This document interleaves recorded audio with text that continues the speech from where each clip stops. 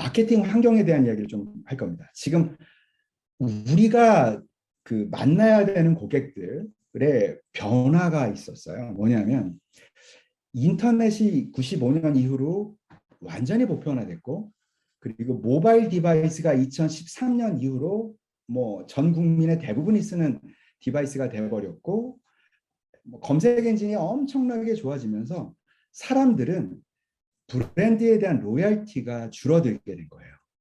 심지어 요즘에 태어난 친구들은, 최근 MZ 세대들 같은 경우에는 국산 제품에, 국산 브랜드에 대한 로열티도 굉장히 약해졌어요. 예를 들면 저 같으면 웬만하면 국산 브랜드의 자동차를 구매한다, 뭐 이런 생각들을 많이 하던 세대인데, 요즘에는 그런 게 전혀 없다는 거죠.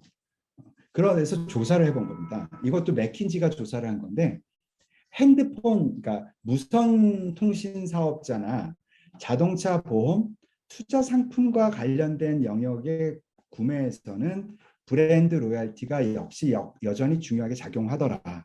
그런데 그 나머지 시리얼, 미용용품, 스마트폰 결정, 보드게임, 부업용품, 프린터, 여성 패션, 태블 이런 거에서는 대부분의 경우에 로얄티가 없어져 버렸다는 거예요.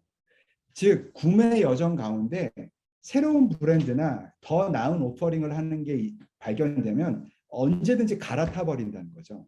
그래서 지금 왼쪽에 있는 것 중에서 위에 있는 세 개를 뺀 나머지 영역만 가지고 정리를 해보니까 100%의 소비자 중에서 실제로 브랜드 로열티를 가지고 있는 평균치가 13%밖에 안 되고, 87%의 사람들은 일단 다른 브랜드를 검토를 한다는 거예요.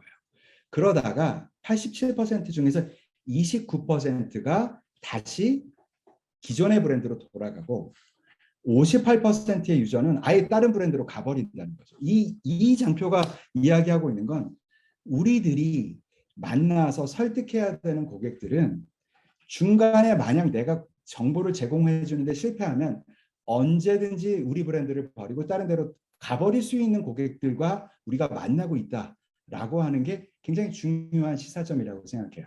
자, 그 다음에 또 하나, 우리가 사실 잘 알고 있는 이야기 중에 하나가, 여기 이 중에서 아마 광고 담당을 하시는 분들은 요즘에 많이 느끼실 거예요. 예전보다 어떻죠? 그 리타게팅 광고 퍼포먼스가 좋아지고 있습니까? 나빠지고 있습니까? 실제로 많은 분들이 떨어지고 있다고 이야기를 합니다. 예전에는 페이스북이라든지 뭐 이런 것들 통한 리타게팅 같은 것들이 굉장히 효과가 좋았었는데, 최근 들어서는 굉장히 성과가 떨어진다는 이야기들을 많이 하세요. 사실 그 이유 중에 배경이 되는 게 바로 이 두 가지입니다. 뭐냐면 애플이 iOS 14.5 발표를 하면서 앱 추적 투명성 정책을 강화합니다. 이게 뭐 말이 좀 복잡한데, 간단하게 말하면, 야, 네가 지금 켜서 쓰려고 하는 그 앱이 너의 이런 정보를 쓰려고 하는 건데 너 그거 허락할 거야? 그래서 고객이 허락한다고 할 때만 고객 정보를 그 앱이나 애드 네트워크 회사들에게 정보를 넘겨주는 일이 가능하게 했던 거죠. 그런데 실제 결과를 보니까 어떻게 됐냐면, 이렇게 물어보니까 소비자들이 뭐야 이거 내 정보를 얘도 가지고 갔던 거야 라고 생각해서 다 뭐를 하는 거예요? Not Allow를 눌러버리는 거예요. 그래서 실제로 자기 정보 추적해도 좋다고 말하는 사람들이 4%밖에 안 되는 거예요. 되게 충격적으로 낮죠. 그리고 구글 크롬이 원래는 이제 올해부터 서드파티 쿠키를 완전히 금지하겠다고 선언했다가, 웹사이트들의 광고 수입이 너무 심하게 망가지는 걸 알고 내년으로 연기를 했죠. 그래서 서드파티 쿠키 금지가 내년에 완벽하게 일어납니다. 이미 뭐 그 넷스케이프라든지 뭐 크롬 말고 이제 사파리 같은 애들은 이미 오래전에 서드파티 쿠키가 금지돼 있었어요. 근데 가장 쉐어가 높은 크롬이 내년에 이게 금지가 되는데요. 이렇게 되고 나면 뭐가 바뀌는 거냐? 광고 효율이 떨어지는 거예요. 간단하게 값싸게 리타게팅으로 사람이 토할 것 같이 쫓아다니는 거. 예를 들면 어젯밤에 우연히 저희 와이프가 제 컴퓨터를 써서, 예를 들어서 뭐 네일젤 같은 거를, 오호라 같은 걸 찾아본 거예요. 그랬더니 오늘 회사에 와서 제가 뭔가를 켜면 계속 발톱이 튀어나오는 거죠. 뭐 이걸 열어도 발톱 나오고, 하루 종일 일주일 내내 발톱하고 손톱만 나오는 거예요. 그게 뭐죠? 이게 리타게팅이잖아요. 그렇게 하는 게 어려워지게 된 겁니다. 자, 그러다 보니 효율이 떨어지니까 당연히 어떻게 되죠? 마케터들의 입장에서는 그 다음 선택지가 뭐냐면 바로 대형 포탈에 광고를 거는 겁니다.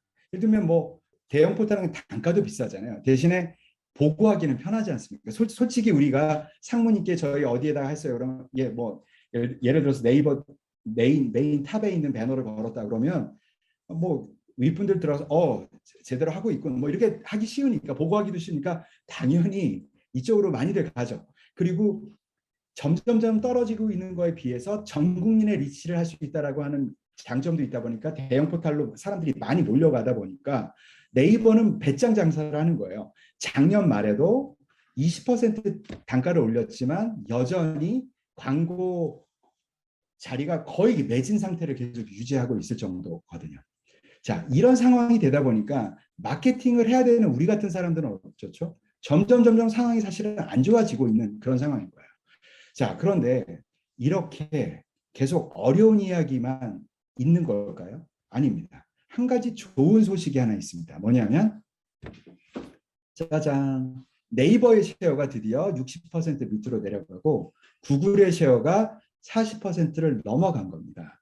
여러분들은 어떻게 생각하시는지 궁금해요.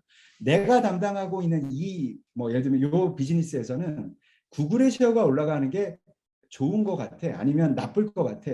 제가 지금 뭐 이미 뭐 분위기를 좀 띄웠죠. 그죠? 뭔가 좋은 소식이라고 하고 이 장표를 폈잖아요. 그러니까 당연히 좋다라고 말을 하려고 하는 걸 텐데 실제로 소비자들이 검색을 할 때 구글을 많이 쓰기 시작했다라는 것이고 또 하나는 여기 보시면 실제로 구글의 검색 광고 시장 점유율, 즉 매출로 정리한 시장 점유율도 거의 30%에 육박할 정도로 올라가고 있습니다. 이 말은 뭐냐면 많은 광고주들이 이제 구글이 이렇게 쉐어가 올라가고 있다는 걸 알게 돼서 네이버에다가 쓰던 광고들을 돌려서 구글 쪽으로 돌리고 있다는 거예요. 눈치 빠른 사람들은 돌리고 있으면서 구글의 매출이 엄청나게 빠르게 늘고 있다. 이런 이야기를 지금 드리고 있는 겁니다. 자, 이게 왜 좋다고 이야기하는 건지 그 이유를 좀 설명을 드릴게요. 보시면 이 장표는 뭘 말하는 거냐면 구글 검색의 결과에서 광고 영역을 통해서 기업적으로 트래픽이 가는 양을 1이라고 할 때 광고가 아닌 영역에서 기업으로 트래픽을 보낸 트래픽의 양이 매년 평균적으로 거의 20배에 다다른다는 거예요. 이 말은 뭐죠? 구글은 우리가 사실 네이버를 통해서 여러분들은 다양한 트래픽을 받을 수 있나요? 네이버 검색을 통해서 우리의 웹페이지의 상세 페이지로 트래픽을 받을 수 있어요? 검색을 통해서 거의 불가능하죠. 네이버에서는 검색을 하고 되면 검색 결과에 대부분 네이버의 블로그나 인플루언스 페이지들이 나오기 때문에 네이버의 검색 결과는 다시 네이버로 트래픽을 보내죠. 근데 그게 아니라 구글은 엄청나게 많은 트래픽을 그냥 무료로 기업들에게 트래픽을 보내준다라는 거예요. 자, 이 특성이 있는 구글이 쉐어가 이렇게 올라가고 있다는 이야기는 마케터들에게 분명히 좋은 이야기예요. 즉 트래픽을 보내준다는 거 분명히 좋은 거고 또 한 가지 뭐냐면 자연 유입으로 늘어난 이 트래픽이 그냥 유입만이 아니라 실제로 전환, 즉 매출로의 전환도 잘 된다는 거예요. 왼쪽을 보시면 뭐 미디어 출판, 마케팅 에이전시, 교육 훈련, 하드웨어, 제조 뭐 다양한 분야에서 평균을 냈을 때 전환율이 오가닉 트래픽은 16%. 그런데 광고 전환이나 DA 광고의 전환율, GDN 같은 경우에는 실제로 전환율이 0.몇 %에서 아주 높은 데이팅 서비스 같은 게 9%대밖에 안 되는 거죠.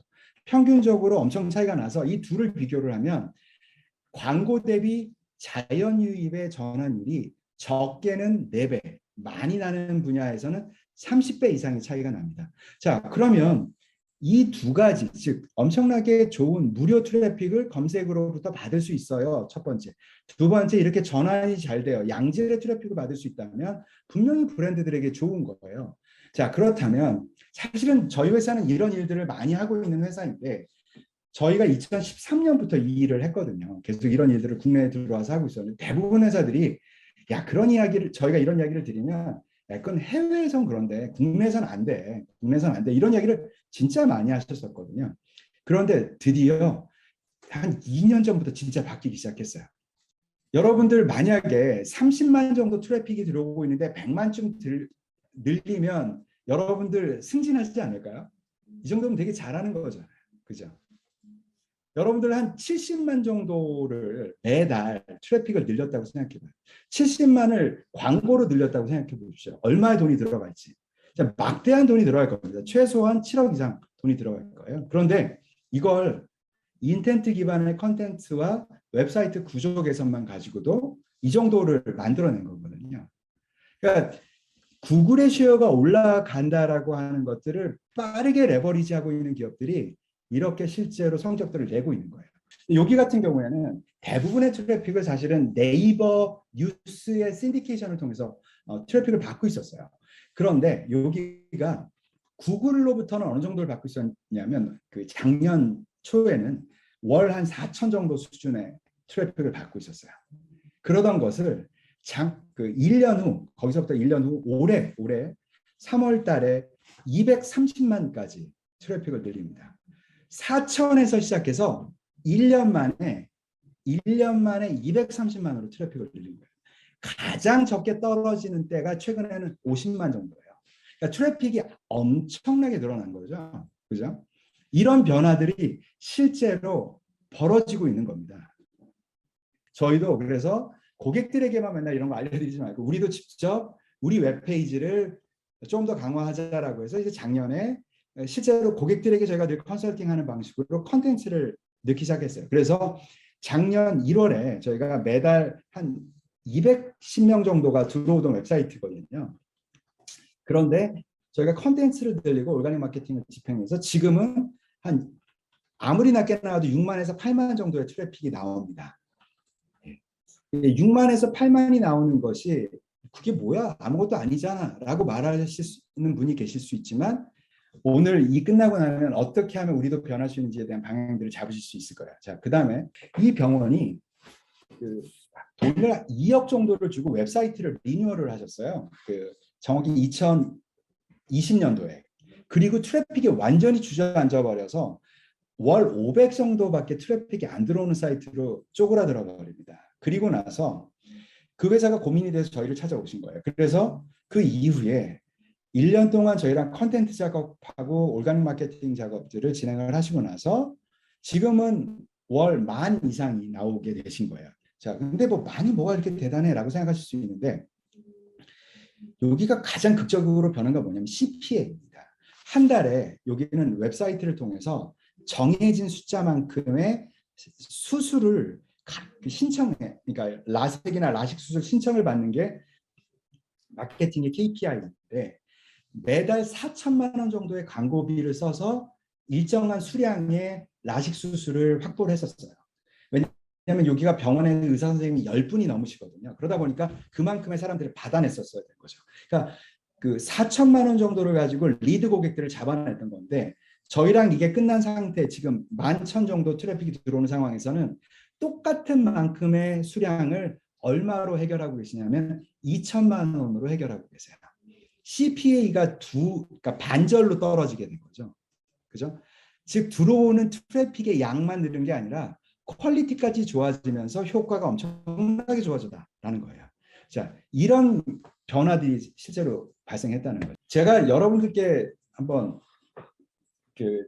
너무나 당연하게 알고 계시는 거지만 사실은 좀 정리를 해본 겁니다. 그러니까 디지털 마케팅이 최종적으로는 사실은 KPI가 매출이죠. 사실 여러분들도 결국은 뭐 이렇게 상무님께 보고하러 들어가면 그러시잖아요. 그래서 결국 도대체 매출이 얼마나 는다는 거야? 뭐 이렇게 이야기를 하시잖아요. 그러니까 결국 우리의 평가는 결국 매출로 받게 되겠지만 마케터는 매출이 늘상 그것만 들여다봐도 절대 안 됩니다. 뭘 봐야 되냐면 비저빌리티를 생각하셔야 돼요. 결국 디지털 마케팅에 가장 먼저 챙겨야 될 KPI는 비저빌리티입니다. 그리고 그 비저빌리티에서 매출까지 가는 과정들을 하나하나 챙겨가는 게 사실 마케터가 하는 일이죠. 우리가 보통 고객이라고 말할 때 그 고객이 어떤 단계를 거치죠? 처음에 우리를 전혀 모르던 전혀 우리를 알지도 못하던 잠재 고객에서 우리에 대해서 이야기를 들어보고 웹사이트에 방문한 방문객이 됐다가 재방문객이 됐다가 재방문객 중에서 문의를 준 리드 고객이 됐다가 리드 고객 중에서도 제품을 구매하려고 하는 관심이 생긴 프로스펙트가 됐다가 그 프로스펙트가 다시 처음으로 퍼스트 퍼체이스를 한 첫 번째 구매 고객이 되고 재구매 고객이 된 뒤에 로열티를 가는 고객으로 이렇게 진화해 가잖아요. 근데 그 과정에서 가장 첫 시작이 되는 것이 뭐냐면 바로 비저빌리티입니다. 여러분들 그 다른 회사들이 못하니까 한편으로 마음이 놓이시죠. 그죠? 그렇지만 여러분들 이 회사들이 곧 변할 거라고 저는 생각합니다. 사실은 그 오늘 저희랑 같이 이야기한 내용들을 보시면서 사실은 변화해야 된다는 이야기를 하는 거고요. 어떻게 보면 남들이 아직 잘 못하고 있기 때문에 우리가 빨리 움직이면 굉장히 큰 변화를 만들 수 있다. 이렇게 생각하셔도 좋을 것 같아요. 그래서 사실은 구글의 시어가 높은 지역 국가들에서는 마케팅 예산을 이렇게 배분을 많이 합니다. 기본적으로 85%의 기업들이 기본적으로는 컨텐츠 마케팅이나 SEO나 이렇게 올가닉한 방식으로 자사의 웹사이트가 소비자들에게 보일 수 있도록 하는 일에 올가닉 마케팅은 되게 여러 가지가 들어갑니다. 그것들의 85%의 기업들이 거기에 반 이상의 예산을 쓴다는 거고요. 오직 15% 정도의 기업만이 오직 광고만을 가지고 마케팅을 대부분 다 운영을 한다라고 이야기하는 거예요.